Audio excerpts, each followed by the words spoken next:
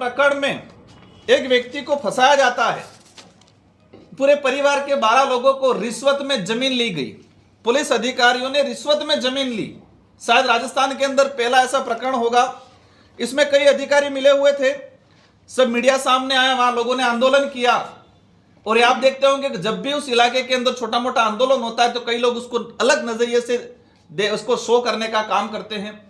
वर्तमान समय में मैं किरोड़ीलाल जी को इस मंच से याद करना चाहूंगा, इस प्रेस वार्ता से। आज पिछली बार किरोड़ीलाल जी उनकी गाड़ी के अंदर बिस्तर रखा करते थे और जहां पर भी उनको अवसर मिलता था, जहां पर भी लगता था कि कांग्रेस अन्याय कर रही है, गलत कर रही है, तो वो धरने पे बैठते थे। और विशेषकर पेपर लीक वाला मामला, बेरोजगार युवाओं को लेके मामला। लेकिन आज सरकार आई और ये मैं देख रहा था क्योंकि मैं विधायक था, मेरा विधायक का अनुभव जो रहा, राजेंद्र जी राठौड़ साहब, वसुंधरा मैडम, कालीचरण जी सर्राफ, पिछली विधानसभा 2 से 3 बार एडजोन कराई। किस बात को लेके? पेपर लीक का प्रकरण सीबीआई से जांच कराई जाए। तो भाजपा के नेता, पूर्व हमारे जो भाजपा के जो सतीश पुनिया जी प्रदेश अध्यक्ष थे, विधानसभा में मजबूती से ये बात उठाते थे कि सीबीआई से जांच कराई जाए। आप आपकी सरकार है तो आप ये जो पेपर लीक वाले जो इतने प्रकरण हैं, इनको आप सीबीआई से जांच क्यों नहीं करा रहे हो? बाबूलाल कटारा आरपीएससी मेंबर बना, आदिवासी समुदाय से आता था, उस आदमी ने गलत किया तो उसको सजा मिलनी चाहिए। लेकिन मैं सवाल करना चाहूंगा वर्तमान सरकार से कि क्या पेपर लीक प्रकरण में बाबूलाल कटारा सिंगल अकेला था? वो किसकी अनुशंसाओं से लगे थे? काकरी डुंगरी प्रकरण हुआ, आप सबकी संज्ञान में होगा, जिसमें मुझे विलन बनाया गया। और उसी काकरी डुंगरी परिणाम को ये सरकार के सामने तत्कालीन जो गहलोत साहब की सरकार थी उसको ये शो किया गया। क्या शो किया गया? कि काकरी डुंगरी प्रकरण को शांत कराने का काम बाबूलाल कटारा ने किया और उसी को इनाम के रूप में उन्होंने आरपीएससी सदस्य बनाया वहां के स्थानीय कांग्रेस के लोगों ने। और पेपर लीक में जिन लोगों ने अनुशंसा करके आरपीएससी सदस्य बनाया था, ये सारे लोग पेपर लीक में इन्वॉल्व है। एसआई भर्ती, लाइब्रेरियन भर्ती, शिक्षक भर्ती। लेकिन वर्तमान सरकार ने पता नहीं क्या साठगांठ कर लिए। युवाओं की भावनाओं के साथ खिलवाड़ किया आपने, क्योंकि युवाओं ने, राजस्थान के युवाओं ने भाजपा को इसलिए साथ दिया था कि पेपर लीक को रोका जाएगा और पेपर लीक में जो सम्मिलित लोग हैं, इन सारे लोगों को सलाखों के पीछे बेकार रखा जाएगा। आज किरोड़ीलाल जी गए, किरोड़ीलाल जी ने भी कई बार, अभी शायद ये 10 तारीख को कोई गए थे, बाबूलाल जी कटारा से मुलाकात की। इसके बाद सीएम साहब को पत्र लिखा है। राजस्थान के मंत्री स्वयं, राजस्थान के कार्यकर्ता, मतलब राजस्थान के भाजपा के पदाधिकारी ये स्वयं स्वीकार कर रहे हैं कि पेपर लीक प्रकरण को दबाया जा रहा है। तो वर्तमान सरकार क्यों राखी बांध रही है? मान सकते हैं कि हमारे इलाके में कांग्रेस के बड़े दिग्गज नेता थे मालवीय जी, उस समय हो सकता है बीजेपी में आ गए, अब तो वापस कांग्रेस में चले गए। अब सरकार मौन क्यों है? राजस्थान का युवा सवाल कर रहा है कि पेपर लीक प्रकरण का भंडाफोड़ क्यों नहीं किया जा रहा है। आरपीएससी सदस्य एक थे मंजू शर्मा, इसके अलावा इन्होंने अभी जो किरोड़ीलाल जी ने लेटर लिखा है, उस लेटर में हवाला दिया है 3 से 4 लोगों का। इन लोगों पे कार्रवाई क्यों नहीं की जा रही है? तो वर्तमान सरकार ने जिस उद्देश्य से, लेकिन यह भी देखा गया कि जो पिछली बार लड़ रहे थे बेचारे कहीं खोपचे में डाल रखे। जनता ने, युवाओं ने जो लड़ रहे थे उनको देख के वोट दिया।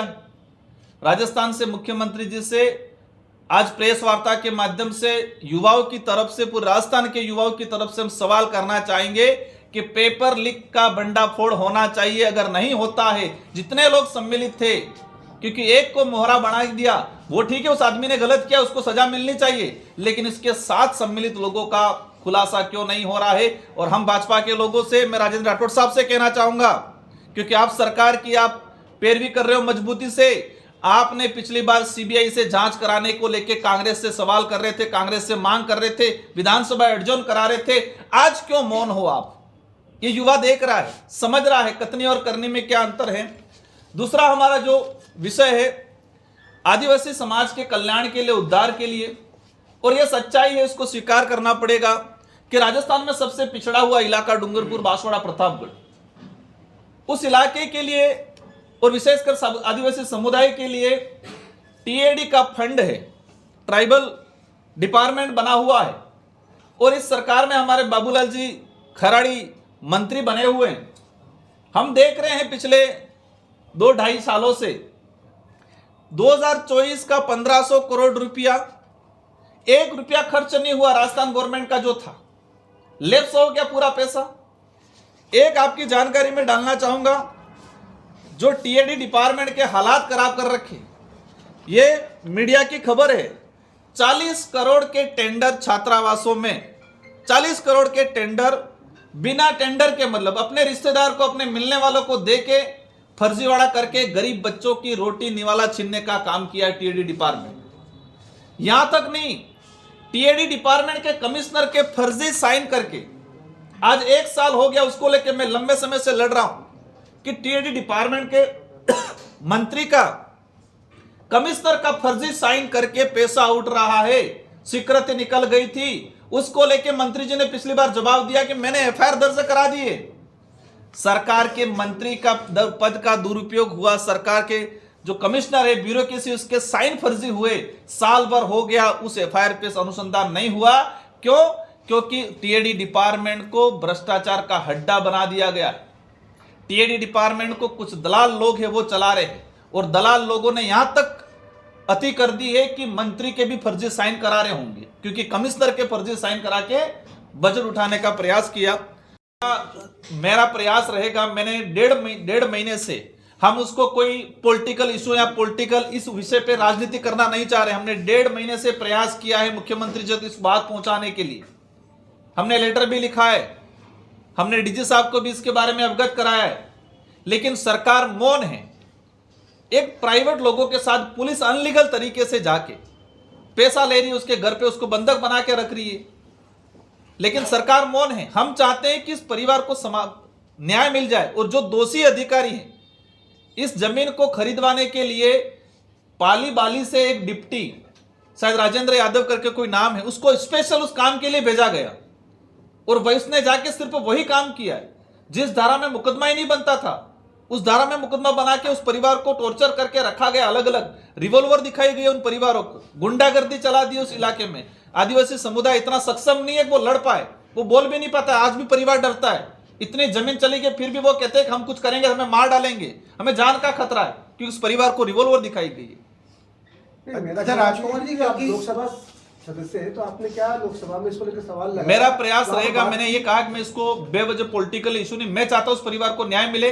अगर सरकार, आज हम सरकार को, क्योंकि हमने पर्सनली, हमारे विधायक, हमने प्रयास किया था कि हम सीएम साहब से मिलकर ही बात करें कि वास्तविक आपका रिश्तेदार है कि नहीं है, आपके रिश्तेदारों के नाम से दुकान चले, इसको बंद कराया जाए, लेकिन समय नहीं मिला। आज प्रेस के माध्यम से अगर नहीं पड़ी, मैंने पार्लियामेंट में चीज को नहीं उठाया है, लेकिन अवश्य 9 मार्च से पार्लियामेंट चल रहा है और इसको पुरजोर तरीके से उठाएंगे। धरना देना पड़ेगा, मैं धरना भी दूंगा पार्लियामेंट के सामने उस परिवार को लेकर। अच्छा राजकुमार जी, क्योंकि आपने कहा मुख्यमंत्री जी बार बार उदयपुर आ रहे थे और बाबूलाल खराड़ी ने वहाँ आदिवासी की जमीन पे कब्जा कर लिया, तो क्या लगता है मुख्यमंत्री बार बार जो उदयपुर जा रहे थे वो क्या वो जमीनों पर कब्जा करवाने के लिए ही जा रहे थे? ऐसा ही प्रतीत हो रहा है, क्योंकि हम ये डाटा के साथ कुछ समय बाद प्रेस कॉन्फ्रेंस करने वाले। इस सरकार में उदयपुर शहर के आसपास कितनी जमीनें बिकी आदिवासियों की, डाटे के साथ हम करेंगे। सोलर प्लांट के नाम से अर्थ को दूसरा निकाला, वहां पर अन्य खनन हो रहा है, वहां पर कृषि हो रही है, वहां पर प्लॉटिंग कट रही है, और कन्वर्जन कराया सोलर के नाम से। हम डाटे के साथ बहुत जल्दी दोबारा प्रेस कॉन्फ्रेंस करेंगे और जयपुर में बड़ा धरना देंगे, क्योंकि दक्षिणी राजस्थान को उदयपुर भी हाईलाइट पॉइंट बना हुआ है। जमीनें इतनी महंगी हो रही है, सारे उद्योगपति, सारे व्यापारी, सारे लोगों की निगाहें उदयपुर पे है, तो यही लग रहा है कि वो आ रहे थे तो जमीन हड़पने के लिए आ रहे थे। यानी आरोप लगा रहे हैं खुले तौर पे। उन पर एसीबी ने छापा मारा, उसके बाद अब पता पड़ रहा है 3 और विधायकों पे स्टिंग हो गए और वो भी सामने आए हैं, लेकिन अभी तक जो आपकी जांच थी, आपकी पार्टी की जांच थी, वो पूरी नहीं हुई। क्या लगता है कि भ्रष्टाचार पर किसी भी तरह की लगाम नहीं लगाई? भ्रष्टाचार, हमारे विधायक जयकृष्ण पटेल जी ये बैठे हुए हैं, इन पे कार्रवाई हुई। हमने स्पष्ट कहा, हमारी पार्टी की तरफ से अलग से पूरी कमेटी बिठा के इसकी जांच कराई गई, और इसमें स्पष्ट सामने आया 42 बार कॉल पे बात हुई है, 42 बार, और 42 बार में लगभग 32 से 33 बार उस सामने वाले व्यक्ति ने इनको फोन किया है। जो पैसे देने वाला कभी फोन नहीं करेगा, मांगने वाला फोन करता है। प्री प्लान तरीके से फंसाया गया था। आज भाजपा का मंडल अध्यक्ष किसी को नहीं गांठ रहा है, तो भाजपा का विधायक प्रत्यक्ष से हमारे सिंगल पार्टी मतलब रीजनल पार्टी के विधायक से क्यों डर के पैसा देंगे? वो व्यक्ति रामनिवास मीणा, वो बीएसपी से चुनाव लड़ा, उसका पिता बीजेपी से चुनाव लड़ा, भाजपा में पदाधिकारी है, भाजपा के राज में वो डर के क्यों पैसा देंगे?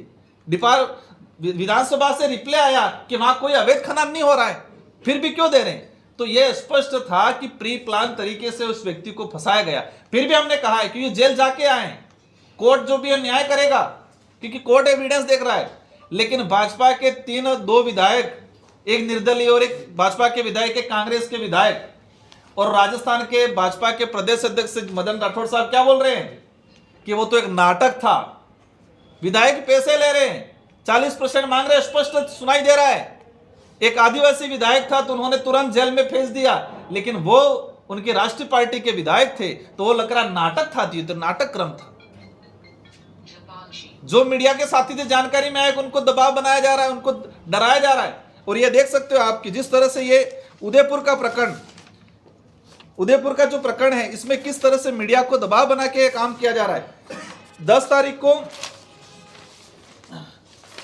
इसमें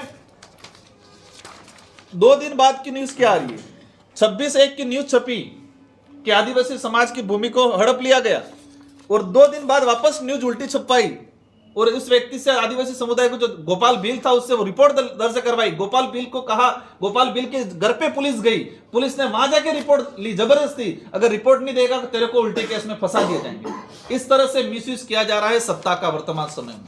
अच्छा, आपने अभी जयकिशन पटेल जी को लेके कहा, तो क्या लगता है कि बीजेपी बाप पार्टी को